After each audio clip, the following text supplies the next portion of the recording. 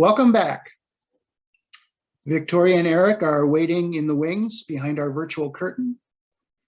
So we'll start our talk back now. Glad to see all of you were able to join us again.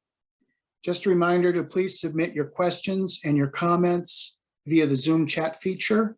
We already have a few questions submitted, and I also have a few of my own as well. To start things off, I'd like to cite a portion of the Music in Action program purpose. Music in Action is a project grant designed to provide financial support for local musicians while addressing the greater need for hope, healing, and community exposed by the killing of George Floyd. Proposals should demonstrate the applicant's dedication to spark healing, humanity, and joy through the vocal arts. Though not an eligibility requirement, this program especially values the stories and opinions of BIPOC, LGBTQIA+, and persons with disabilities. So, given the program purpose for Music in Action, can you tell us why you selected these particular pieces? And in particular, how did you feel they relate to the program purpose? Great, I'll start and then I'll pass it off to Eric here. So originally, Eric and I knew we wanted to perform the Ricky Ian Gordon late afternoon set. I lost my mother very unexpectedly in 2019 to heart disease, and Eric lost his partner shortly thereafter to cancer. And this is the set Eric had introduced me to many years prior to that event, actually. And so when we were talking about performing in the future at some point, I had always had this piece in the back of my mind. The text really resonated with me. And then when I saw the Music in Action application come out, I really felt like it was a good opportunity for myself as an artist to first and foremost collaborate with a dear friend of mine and someone that I love performing with, Eric. And also I thought it was an opportunity to perform music that normally I would not get a stage with which to perform. Often, and I talk about this a lot when people ask me about artist statements and that type of thing, I often have to portray other people as opera as my primary medium. So I wanted to use this opportunity in recital to talk a little bit more about my personal experience as both, as a woman, as a Hispanic person, and as a member of the queer community. So we knew we wanted to do the Ricky Ian Gordon for sure. And I think someone asked the question about that piece specifically. Ricky Ian Gordon wrote that piece after the death of his partner. He died of AIDS. And so that was sort of the starting place. And then we wanted the first half of the recital to reflect queer artists. I wanted to reflect female artists. And I would say also, quite importantly, we wanted to reflect the past year that we have all been through.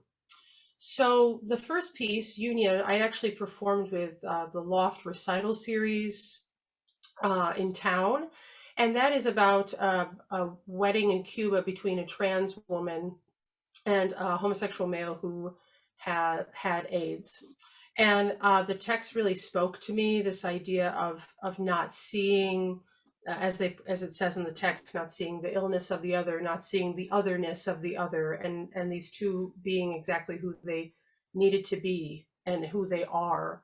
So that really spoke to me, and I felt like it was a really important topic. I feel like trans music by trans composers, text by trans librettists and poets is something that we need to be hearing more of, personally. And then the Kayla Pearson piece, actually, Eric introduced me to. Kayla Pearson also identifies as a queer composer. They live in Philadelphia with both a husband and a wife, actually. And that piece was really interesting because it speaks very much, I think, to the political moment that we have found ourselves in, especially considering the past 4 years. No matter what you think politically, I think we can all agree it was very substantial past 4 years of our lives. And I felt that piece, when Eric introduced it to me, I immediately thought, yes, this really speaks to where many of us are at emotionally. And then I wanted to pick something that I felt had a little bit more of a hopeful message, which is why I picked the Carol Barnett piece. Ms. Barnett is a composer and teaches at Augsburg. And I just really felt like it was important during this time of COVID and the pandemic and all we have gone through politically, and what so many BIPOC people are going through racially. I just really felt like it was important to have a piece that was uh, saying that yes, sorrow and sadness does come, but we can find some shelter and some protection in meaningful ways. So that's kind of how the first set came together. I would call it more of the COVID set, if you will, a reflection of the time that we're currently in. And then the Ricky Ian Gordon was a personal choice that Eric and I had been thinking about for a while. Eric, do you want to chime in with some thoughts? Sure. I think Vicky and I realized as we were preparing the recital that these kind of bigger themes came out in our preparation. And, for me and for her as well, too, it was really important to, center in on representation and queer voices and trans voices to make sure that they're heard. I mean, I know growing up as a young gay man in a rural area, anytime I saw any role model, I was like, oh, who is that? Anytime I saw a book or a magazine that could tell me about what the gay experience was, I just read it voraciously. So visibility is so important to us. And that came through in the selection of some of these pieces. And then, as Victoria said too, we were both grieving in our own ways. Vicky lost her mom. I lost my husband, Scott. And, we were literally grieving, but then also realized that the entire country was grieving something. And in this COVID moment, it was really important to us to put together a recital program that could help everybody sit in that space. I'm a year and a half into losing my husband, Scott. And to me, I've been actively working on grieving. That's what mourning is. So I hope everybody can find that space for themselves, whether it's literally grieving the loss of someone or of something that's important to you. We can all use that in our lives these days. So I think those two themes were really, really important to us in the programming of the recital. It was a year ago tomorrow that we had three events all on the same day, all around the HD broadcast of the Mets Flying Dutchman. We had an event before the screening, and then the screening, and then we had a post-screening event. And 1 week prior to that, we were confronted with the pandemic as it was emerging, and our board of directors met, and we decided we needed to cancel our events. And immediately after we made that decision, the Met canceled the performance, which of course would have resulted in us canceling our events anyway. But then it was just a ripple effect. So this is a somewhat emotional week for everyone. And on a personal note, I got vaccinated this morning. I got Pfizer or semi-Pfizer, phase 1. And so it's just been such an incredible year in so many ways. Can you tell us a little bit about what it was like to prepare a recital during a pandemic? Sure. Yeah. So we went back and forth quite a bit about how we were going to do this safely, because we really insisted on doing it as safely as possible. And fortunately, due to the beauty of technology, we used a program called Jamulus, which is pretty close to zero latency, as close as you possibly can be. So I rehearsed here in my home, and Eric rehearsed in his home, simultaneously using that technology. And so we met several times that way. So the first time we had actually heard each other live, and I say that because we, again, in the recording studio, we're not in the same room, as you can probably see on in the video. But the first time we did it live together was actually at the recording studio. So every other time we had done it from our own homes. Yeah, I mean, I think it was quite an experience. And I think to our, sort of generous fortune, we have been performing together for over a decade. So, we really understand each other's artistic instincts and how we work through pieces. And we've been in performance directly together many times. So having the as close to zero latency like Jamulus was good enough. for the two of us too. And honestly, I realized as a coach, and, I didn't think about this before, but I don't really look at the singers much when I'm playing. I'm just listening. I'm listening to their breath. I'm listening to their phrasing, to their energy. So it wasn't that strange of an experience when I kind of finally let the visual go anyway. And Jamulus works great in an auditory way. And we kind of link up the Zoom video and then put that on mute just so we could see each other while we were rehearsing as well too. So as I've been telling many of my clients and colleagues, it brings out other skill sets, having to collaborate on music over Zoom. And that's not a bad thing. I think that's been a good thing for everyone. But at first it was a lot to get used to, and now I think we're all kind of finding our groove with it. So, we still had a great time preparing it, as we always do. So.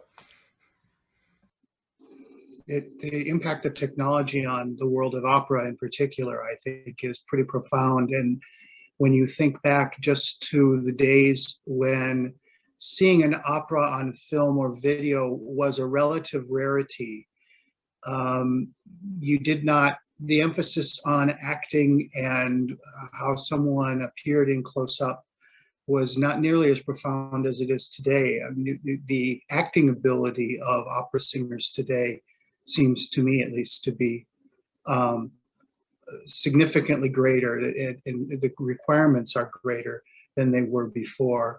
And so I think, the technology has changed all of us, and including those of us who don't sing, just through virtue of sessions like this and interacting with people electronically, virtually. And thank God the technology is here, because can you imagine how it would be if you really couldn't communicate through Zoom or other similar platforms with your family and friends during this pandemic?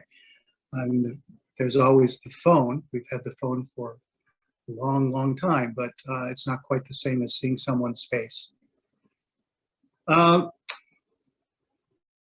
you give us a sense? I know a lot of the people on the chat tonight, on the Zoom tonight, are musicians, but many of us aren't.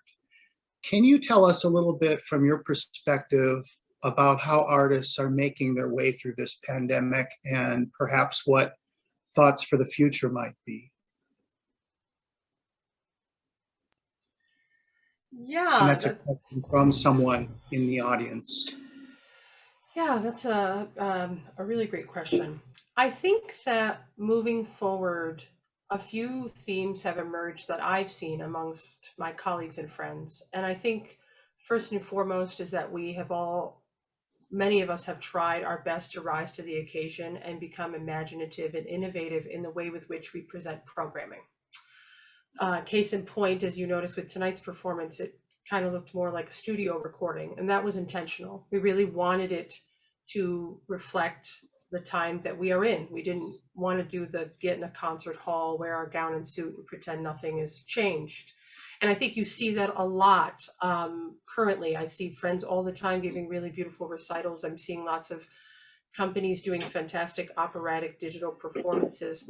But something I feel is worth saying is that I think that one of the things we're going to see change substantially is sort of what Eric alluded to in talking about our programming, which is that the performances are going to hopefully reflect more visibility and more presence of voices that we aren't maybe used to hearing in the ways that we should have been the whole time. And I think that is a change that I personally am looking very forward to. I think we have to give people a chance to share their music, and thankfully, because we've all had to be innovative with technology, it's in some ways opened the doors for people who wouldn't maybe otherwise have an audience. So I for one think that whilst it has been unfortunate to not be able to perform live, I do think it has opened the doors for many people who otherwise wouldn't maybe have that audience.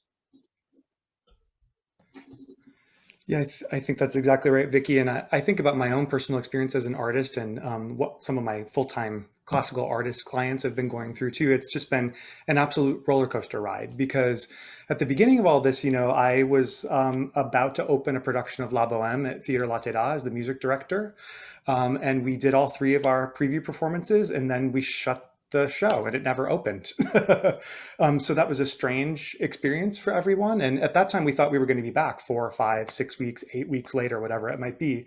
And then fast forward to that, and all the unrest that happened after George Floyd was murdered too, we really found that a lot of our colleagues lost our motivation. It was such an emotional experience for everyone, not just artists, that was really hard for people to, get back to their keyboard or sing a vocalese. I mean, most of my clients I didn't see for quite a while, even online too, just because everybody was going through so much. It was hard to find motivation to continue to make art.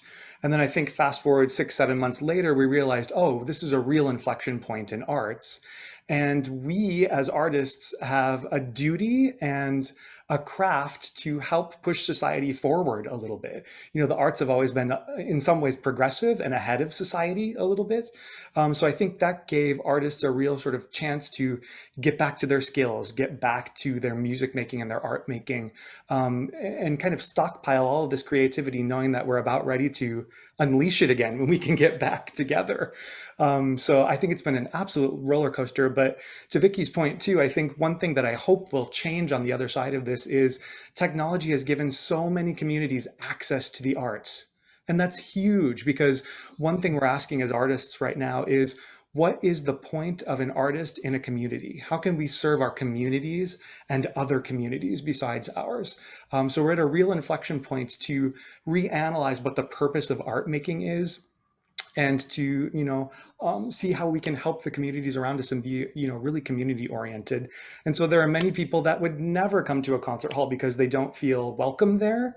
And so with this technology, so many more people have had access to the arts, and particularly the classical vocal arts, which has been really wonderful. So we're looking forward to the other side of the pandemic in that way. I hope the access will stay. Well, that was beautifully said. It occurs to me, hearing you say that a year ago today, we were all wondering how on earth kids all over the country and the world would learn. And we had to go through this process of determining how do we set up remote learning in the house? How do we get the technology there? Many communities had really insufficient, and probably many still do, insufficient infrastructure for internet connectivity, and devices did not existed. They weren't as ubiquitous as they are today. So many people, hopefully young people especially, have more access to the arts now through technology. Are there any other questions in the chat? Let me take a quick peek here. I had several other questions, but all of you got around to them. Oh, do you foresee a time when countertenors will sing the same roles as mezzos, particularly the pants roles? For those of you who don't know opera, pants roles are roles for younger, that are cast as younger male characters, but sung by females. I suppose the short answer, in my opinion, is that that is already happening. There are places you can go. There are plenty of opera houses in Europe that cast Carabiner with only countertenors. And actually, I have a very good colleague that I went to undergrad with, who in Europe only sings female roles and is a countertenor. So I think that the societal gender norms are ever changing and will continue to change. And so I suppose I would say is this is already happening. I don't think we're foreseeing the time. I think the time is now. I have to say, I've seen 2 productions of Marriage of Figaro with countertenors as Carabiner. One was 10 years ago and one was 15 years ago.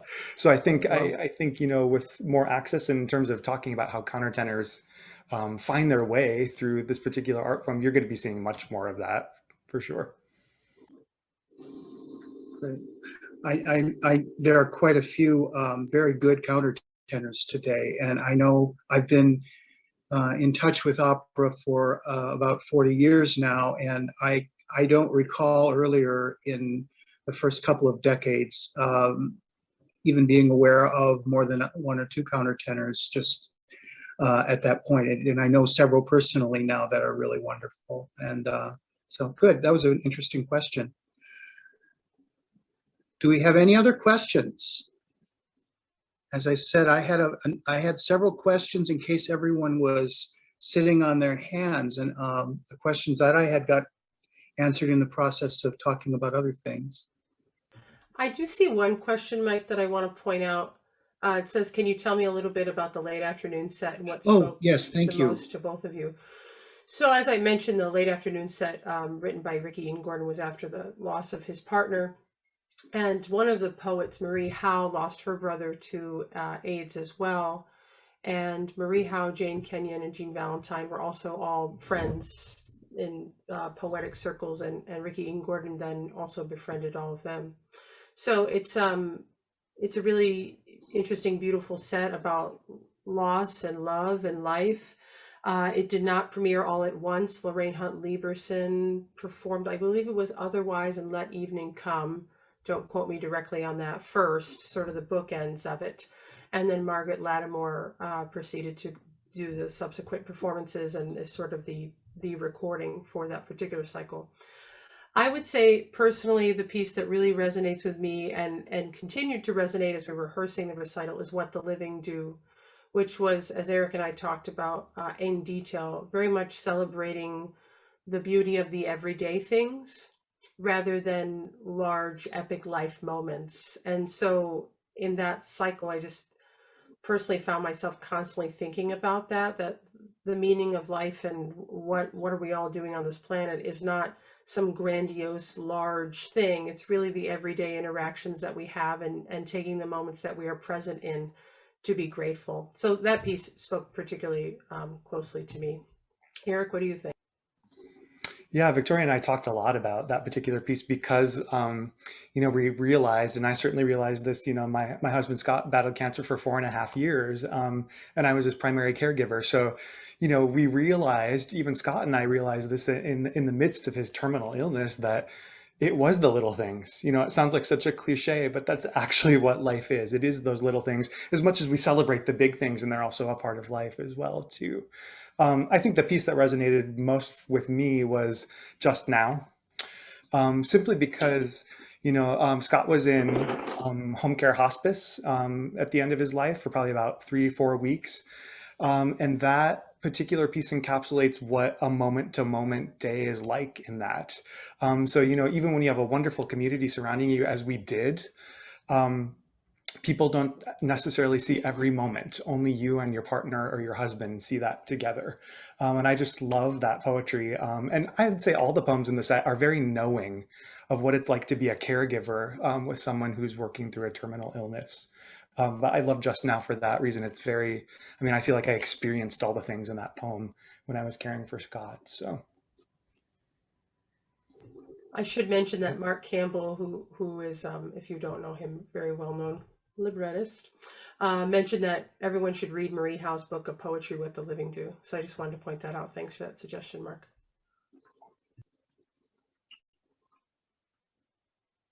And also Jane Kenyon's book of poems, Otherwise. And thank you, Mark, for joining us and for those suggestions. Mark is, of course, the librettist of many operas, including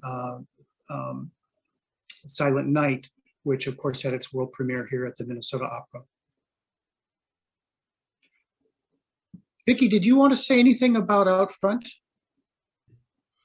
Sure, absolutely. Out Front Minnesota, if you're unfamiliar, is an LGBTQIA+ organization in the Twin Cities. They do a great deal of outreach with a youth summit, which is going to be happening next Monday and Tuesday. And Eric and I are actually going to lead a workshop at that summit about being classical queer musicians and finding authenticity and being yourself in the arts in general. And they also do a great deal of work with the BIPOC community. And I was very fortunate recently that they've done a few galas, and actually because of this grant, a former student of mine at Carleton was how I got connected with them for the grant. And I ended up performing on their gala last fall with guests like Ilhan Omar, which is kind of a huge thing I was not anticipating happening on Zoom. I was like, oh my goodness, me and Ilhan Omar are in the same Zoom call. It's bizarre. It was amazing. But they do really great work in the queer community.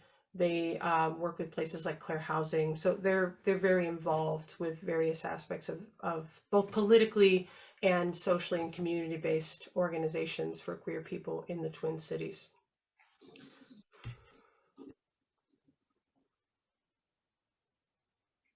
And I see Mark just asked if we can post a link, specifically a link to what, Mark? We can post links. I think maybe out front, which I can do Ah, right now. thank you. Okay, that would make sense, of Yeah. course. Yep, I'll post that right now. Very good. Okay, so thank you, Matthew, for posting that. It's also going to be in your, that was a rather obvious question. I'm not sure why I didn't catch that. It will also be, the link to Outfront Minnesota will be in both the, it's in the YouTube, on our YouTube channel, along with the videos, the videos for tonight's performance and talkback. And then also it'll be in the email that you'll receive following the performance. So following the performance, you'll receive an email. It will contain also a link to a very brief survey. We don't ask more than a minute of your time, but it's very important for us to get feedback from you to help evaluate this program. If there aren't any other questions, I think I'll start closing here. Don't see any others. Again, the link for Outfront is outfront.org. I'd like to thank Victoria and Eric for really, I've seen it several times now, a profoundly moving performance. Thank you all very much. I know everyone else is muted, but I can hear your applause virtually. I'd also like to thank Jim Richardson, our person behind the curtain, who has put together the technology for us tonight. Zoom does require a little bit of work to do something like this where you have multiple people hosting. And Jim did a really great job of doing all the prep and managing it for us. Fellow named Justin Spenner, who's a local singer, helped our committee put together this program. He did an outstanding job of helping us create our first grant program. And I'd like to thank Justin for all the work that he spent, the many hours helping the four of us on the committee try to figure out how on earth you launch a grant program in the middle of a pandemic. And it did morph quite a bit based upon the direction of the pandemic and how long it seemed like it was going to last. Pablo Sequeiros from Minnesota Opera assisted us with evaluating the application, and Pablo's input was absolutely essential to the four of us, particularly from the musical side.